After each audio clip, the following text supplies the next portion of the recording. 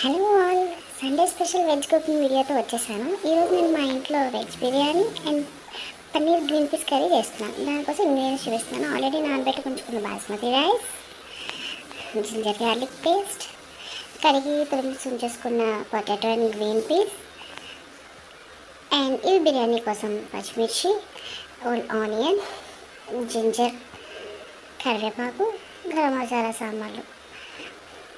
And ఇది వేరేగా marinate చేసి పెట్టుకున్నాను. పసుపు, ఉప్పు, కారం వేసిన పన్నీర్, ఆనియన్స్, కరివేపాకు, పచ్చిమిర్చి అండ్ జింజర్ పేస్ట్. రెండు ఒకేసారి చేయడం మా నాన్న అయితే అనమాట. ఎందుకంటే డిఫరెంట్ చేయడం నాకు కష్టం. ఒకేసారి చేసేస్తాను. ముందుగా స్టవ్ ఆన్ చేసుకుని రెండు పక్కల నా ప్యాన్స్, కుక్కర్ పెట్టేసుకొని రెడీగా ఉంచుకున్నాను సిమ్లో. సో రెండిట్లో కూడా కొంచెం నేను నెయ్యి వేస్తున్నాను ఫస్ట్. సో నేను కుకింగ్లో నెయ్యి, ఆయిల్ రెండు మిక్సింగ్ యూజ్ చేస్తాను. సో రెండింటికి సరిపడే ఆయిల్ ముందే వేసేసాను. అండ్ నెక్స్ట్ ఫస్ట్ రెండు సిమ్ ఫ్లేమ్లో ఉన్నాయండి, కంగారు పడకండి. సో ఫస్ట్ బిర్యానీ సామాన్లు వేసేస్తున్నాను బిర్యానీ దాంట్లో. అండ్ అటువైపు ఏమో ఆల్రెడీ మ్యారినేట్ చేసుకుని ఉంచిన పన్నీర్ సిమ్లో ఫ్రై చేసుకోవాలి. కొంచెం కొంచెంగా స్ప్రెడ్ చేసుకొని వేసుకుంటున్నాను. స్ప్రెడ్ చేసుకుని అన్నీ కొంచెం స్ప్రెడ్ చేసుకుని ఉంచుకొని లో ఫ్లేమ్లో, లేకపోతే బర్న్ అయిపోతుంది. సో ఒక పక్క ఇవి గరం మసాలా సామాన్లు మనకి ఫ్రై అయిపోతున్నాయి. నెక్స్ట్గా తరిగిన పచ్చిమిర్చి వేసేసుకుంటున్నాను బిర్యానీలోకి. నెక్స్ట్ కరివేపాకు వేసేస్తున్నాను. అండ్ నెక్స్ట్ కొంచెం సాటే చేసుకుందాం.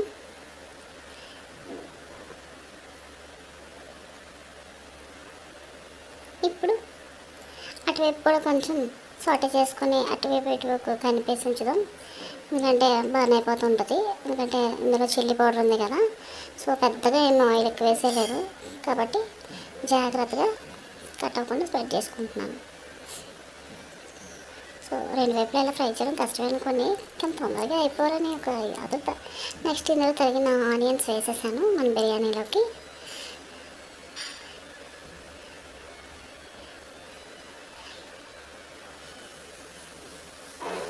కొంచెం సాటే చేసుకుందాం.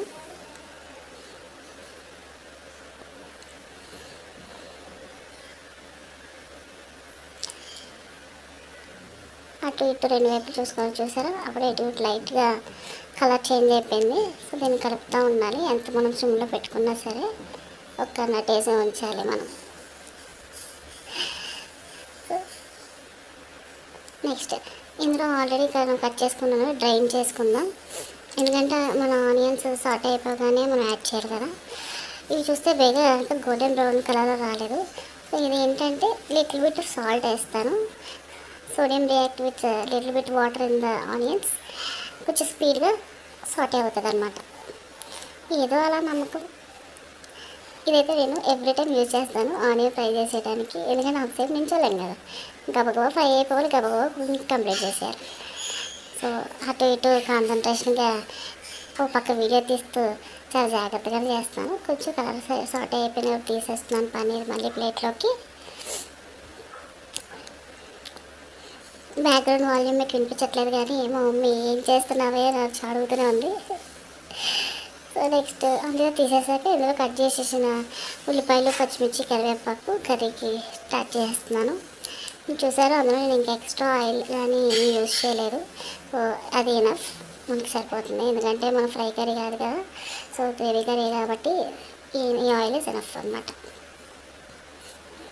నెక్స్ట్గా దీనికి ఎలా చేసామో దానికి కూడా అలాగే చేసేద్దాం అనిపిస్తుంది. ఎందుకంటే ఇది ఆల్రెడీ గోల్డెన్ పింకిష్ కలర్లోకి వచ్చేసింది. సో దీనికి కూడా కొంచెం ఆ సాల్ట్ వేసేస్తాను, ఫాస్ట్గా అయిపోద్ది.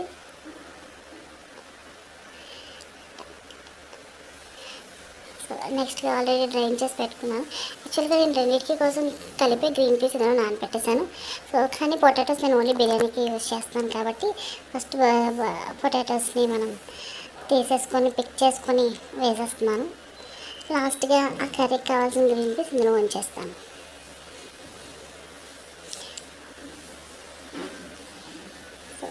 ఇవి ఎక్కువగా కుక్ అవ్వాల్సిన గ్రీన్ పీస్ కాదండి, మనకి ప్రిజర్వేటివ్ ప్యాకెట్స్ వచ్చాయి కదా ఆ గ్రీన్ పీస్.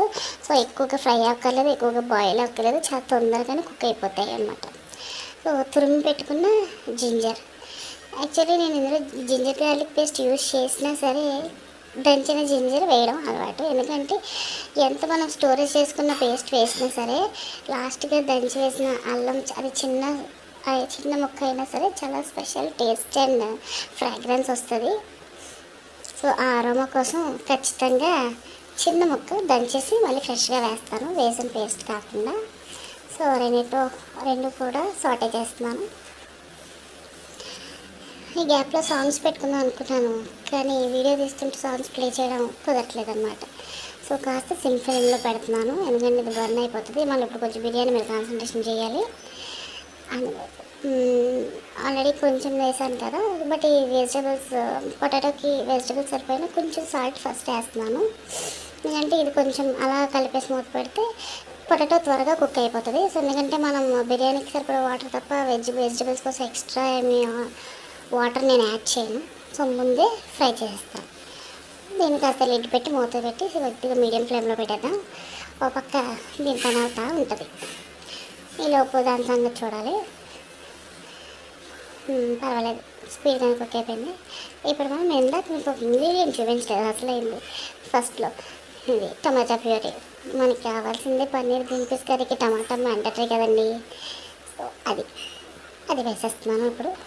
యాక్చువల్లీ ఇందులో గ్రీన్ పీస్ ఫ్రై చేసి తర్వాత టమాటా వేయచ్చు, కానీ నేను ముందే టమాటా వేస్తాను. ఎందుకంటే చెప్పాను కదా ఆల్రెడీ ప్రిజర్వేటివ్ గ్రీన్ పీస్ అని చాలా త్వరగా కుక్ అయిపోతుంది. అండ్ ఆయిల్లో అది వేస్తే సగం ఏమంటారు బర్న్ట్ అన్న కానీ బ్లాస్ట్ అవుతూ ఉంటుంది ఆ గ్రీన్ పీస్. ఎందుకు మధ్య తెలియదు, సగం గ్రీన్ పీస్ అలా పైకి ఎగిరిపోతూనే ఉంటుంది. సో అందుకని నేను అది పెద్దగా ఫ్రై చేయడానికి ఇష్టపడను. ఈజీ టు కుక్ ఐటమే కాబట్టి టమాటా కొంచెం బాగా ఫ్రై అయిన తర్వాత రెండు కలిపి ఒకసారి ఫ్రై చేస్తానమాట.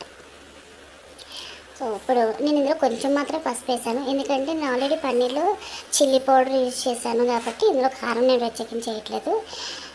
అండ్ ఒక పక్క నేను స్టాటస్ ఏంటో చూద్దాం. ఉట్టేసాను.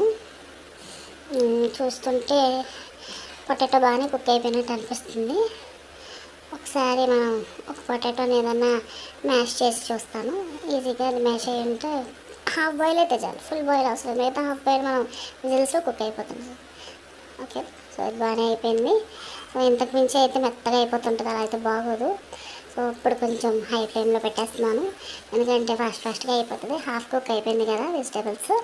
సో నెక్స్ట్గా ఆల్రెడీ మనము బిర్యానీ రైస్ కోసం డ్రైన్ చేసి ఉంచుకున్నాను కదా, ఈ డ్రైన్ చేసుకున్న బిర్యానీ రైస్ని వేసి కాసేపు ఈ రైస్ని ఫ్రై చేస్తాను. అది ఫ్రై చేస్తానంటే ఏమవుతుందంటే మనకి బిర్యానీ కొంచెం పొడిపొడిలాడుతూ వస్తుంది అనమాట. ఏమో మా మమ్మీ చెప్పింది. సో నేనైతే ఫస్ట్ వాటర్తో పాటు వేసేసేదాన్ని, లేదు కొంచెం రైస్ ఫ్రై చేయాలి అంటది మా మమ్మీ. ఒక పక్క మళ్ళీ ఇది ఫ్రై అయిపోతుందండి. సో అందుకోసమే అది అలా మూత పెట్టి ఇటు వచ్చాను. నెక్స్ట్ ఆల్రెడీ ఇంకా మనం కర్రీ కోసం ఉంచిన గ్రీన్ పీస్ని వేసేస్తున్నాను. సో ఇది కాసేపు టమాటోను ఇది కలిపి ఫ్రై అవుతూ ఉంటుంది.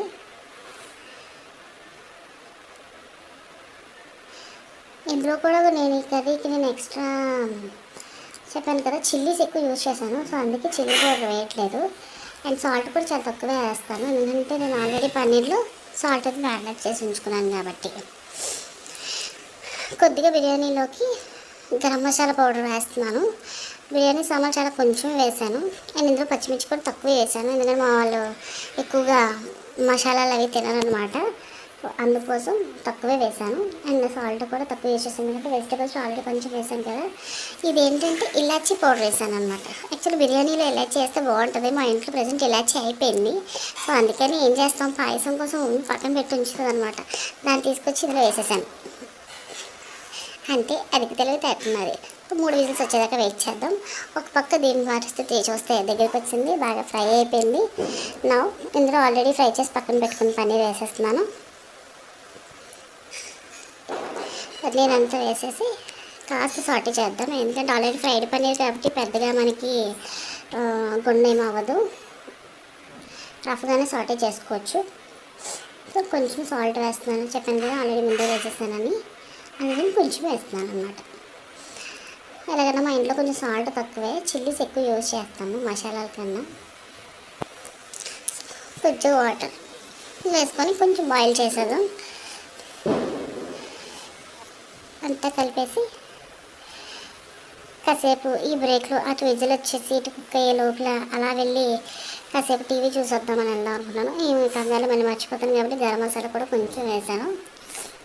ఎందుకంటే ఇందులో గరం మసాలా ఫ్లేవర్ తగిలితేనే బాగుంటుంది, అల్లం వెల్లుల్లి పేస్ట్ కన్నా ఇది బాగుంటుంది. అలా కాసేపు మూత పెట్టేసి మీడియం ఫ్లేమ్లో పెట్టేస్తున్నాను. 5 minutes తర్వాత 10 minutes తర్వాత వచ్చి చూద్దాం. ఈ లోపల గ్యాప్లో వెళ్ళి హాల్లో మామూలు సినిమా చూస్తున్నారు. ఏ మూవీ అనుకుంటున్నారో చెప్పగలరా మీరు? అది గాడ్జిల్లా.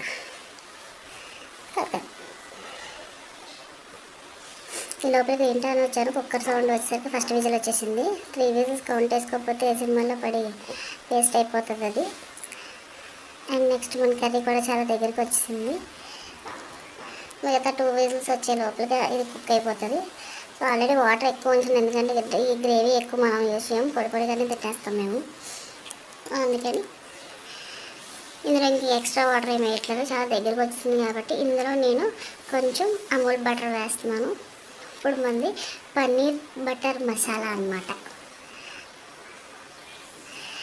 జస్ట్ అలా ఆ వేడికది కరుగుతూ ఉంటుంది, కాస్త కలిపేసి మూత పెట్టేసి ఆపేయచ్చు. ఆ బటర్ ఫ్లేవరెన్స్ బాగా తెలుస్తుంది ముందే కుకింగ్లో కన్నా. సో ఇది స్టవ్ ఆపేసాను. మన కర్రీ సంగతి పక్కన అయిపోయింది.